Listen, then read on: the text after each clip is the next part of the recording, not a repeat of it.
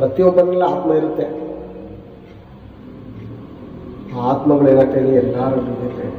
ತಂದೆಯಾದ ದೇವರ ಆತ್ಮವು ನಮ್ಮಲ್ಲಿ ನಿಮ್ಮಲ್ಲಿ ಇರುವಂಥದ್ದು. ಆತ್ಮ ಇರೋದ್ರಿಂದಲೇ ಮಾತಾಡ್ತಾ ಇದ್ದೀವಿ, ಕುತ್ಕೊಂಡಿದ್ದೀವಿ, ತಿಂತಾ ಇದ್ದೀವಿ, ಓಡಾಡ್ತಾ ಇದ್ದೀವಿ.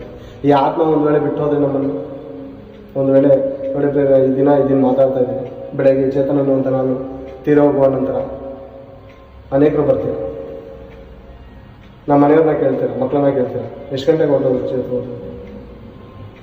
ಬೇರೆ ಅದೇ ಕಣ್ಣು, ಅದೇ ಮೂಗು, ಅದೇ ಬಾಯಿ, ಅದೇ ಕೈ ಕಾಲುಗಳು, ಎಷ್ಟು ಗಂಟೆಗೆ ಹೋದ್ರು ಅಂತೀವಿ. ಹೋದವ್ರು ಯಾರು? ಇದ್ದವ್ರು ಯಾರು?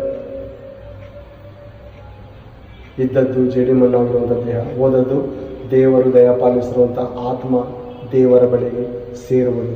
ಮಣ್ಣು ಭೂಮಿಗೆ ಸೇರಿ ಇದ್ದ ಹಾಗೆ ಆಗುವುದು. ಮಣ್ಣಿನಿಂದ ಮಾಡಲ್ಪಟ್ಟಿರುವಂಥ ದೇಹ ಮಣ್ಣಾಗುತ್ತೆ.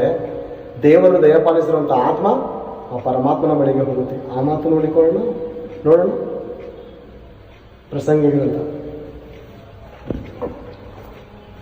ಗ್ರಂಥ 12ನೇ ಅಧ್ಯಾಯ ಒಂದು ಸಾರಿ 7ನೇ ವಚನವನ್ನು ತೆಗೆದು ನೋಡೋಣ. 7ನೇ ವಚನ ಪ್ರಸಂಗಿ ಎಂಬುವಂಥ ಸತ್ಯವೇದ ಗ್ರಂಥದಲ್ಲಿರುವಂಥ ಮಾತು. ಪ್ರಸಂಗಿ ಗ್ರಂಥ 12ನೇ ಅಧ್ಯಾಯ 7ನೇ ವಚನ. ಮಣ್ಣು ಭೂಮಿಗೆ ಸೇರಿ ಇದ್ದ ಹಾಗಾಗುವುದು, ಆತ್ಮವು ತನ್ನನ್ನು ದಯಪಾಲಿಸಿದ ದೇವರ ಬಳಿಗೆ ಸೇರುವುದು.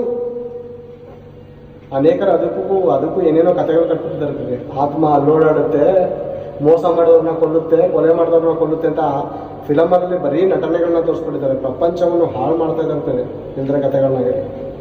ದೇವರನ್ನ ಹೇಳಿದ್ದಾರೆ, ಆತ್ಮ ತನ್ನನ್ನು ದಯಪಾಲಿಸಿದ ದೇವರ ಬಳಿಗೆ ಸೇರುತ್ತಂತೆ. ಅದು ತನ್ನ ಒಡೆಯನ ಬಳಿಗೆ ಹೋಗುತ್ತೆ. ಅದು ಒಂದು ವೇಳೆ ಸತ್ತವರೆಲ್ಲ ದೆವ್ವಗಳಾಗ್ತಾ ಇದ್ರೆ,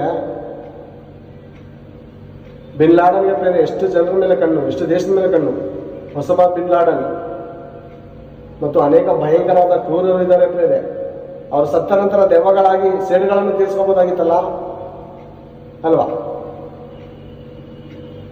ನನ್ನ ಕ್ಲೋಸ್ ಫ್ರೆಂಡ್ಗಳು, ಕ್ಲಾಸ್ಮೇಟ್ಗಳು, ಪ್ರಾಣ ಕೊಡುವಂಥವ್ರು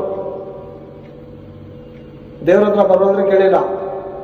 ನನಗಿಂತ ಚಿಕ್ಕ ವಯಸ್ಸಲ್ಲೇ ಸತ್ತೋದ್ರು, ಹೋದ್ರು ಪ್ರೇಮ. ಎಷ್ಟು ಹೇಳಿದ್ರು ಕೇಳಲಿಲ್ಲ. ಬರ್ರೋ, ಆತ್ಮರಕ್ಷಕನು ಯೇಸು ಕ್ರಿಸ್ತನೇ, ಪಾಪ ವಿಮೋಚಕನು ಆತನೇ, ನನ್ನ ಜೀವನ ಯಾರ ಕೈಲೋ ಬದಲಾಯಿಸೋಕ್ಕಾಗ್ತಾ ಇಲ್ಲ, ಆತನೇ ಯೇಸು ಕ್ರಿಸ್ತನೇ ಬದಲಾಯಿಸಿದ್ರು. ನನ್ನ ಪಾಪವನ್ನು ತೊಳೆದಂಥ ದೇವರು ಆತನೇ ಕಂಡ್ರು. ಬರ್ರೋ, ನಿಮ್ಮ ಪಾಪದಿಂದ ವಿಮುಕ್ತರಾಗ್ರೋ, ಹೊಸ ಜೀವನ ಪಡ್ಕೊಡ್ರು ಅಂತ ಹೇಳಿದ್ರೆ ಮೂಢರು, ಅಜ್ಞಾನಿಗಳು ಅರ್ಥ ಮಾಡ್ಕೊಳ್ಳಿಲ್ಲ.